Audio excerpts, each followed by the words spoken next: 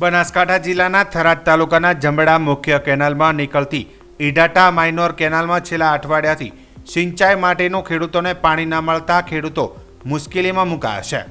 જોકે રાત દિવસ કાળી મજૂરી કરી લાખો રૂપિયાના ખર્ચા કરીને પાક તો તૈયાર કર્યો, પરંતુ છેલ્લી ઘડીએ સિંચાઈ માટેનું પાણી ન મળતા અત્યારે ખેડૂતોએ વાવેલ પાક મુરઝાવા લાગ્યો છે.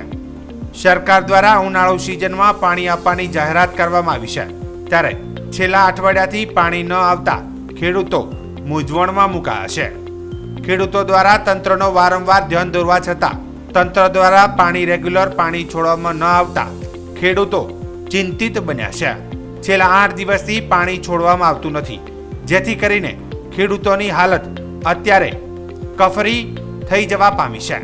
આ બાબતે જવાબદાર તંત્ર દ્વારા તાત્કાલિક ધોરણે ઈડાટા માઇનોરમાં સિંચાઈ માટેનું પાણી છોડવામાં આવે તેવી ખેડૂતો માંગ કરી રહ્યા છે.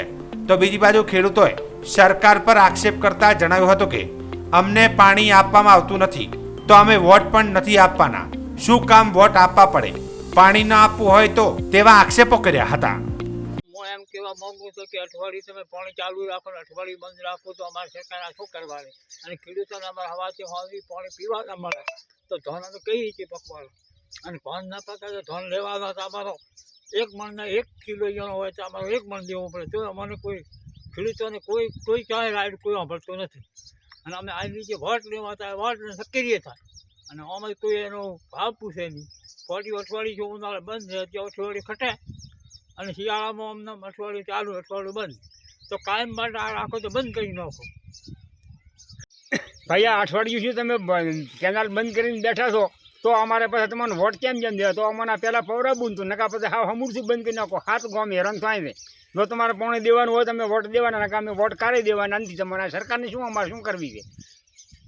અમારે સ્વાઈ નહીં બરોબર છે. ચલો ટાઈમથી પાણી બંધ છે. અઠવાડિયું છું. અને પહેલા કેવી રીતનું આવતું? પહેલાં પછી આમને શિયાળે આમને કીધું અઠવાડિયું ચાલુ અઠવાડિયું બંધ, અઠવાડિયું ચાલુ અઠવાડિયું બંધ કરતા હતા. દેવું હોય તો પછી પૂરું જો, નકા પછી જો મત. તમારું નામ? અમારું નામ મંદી.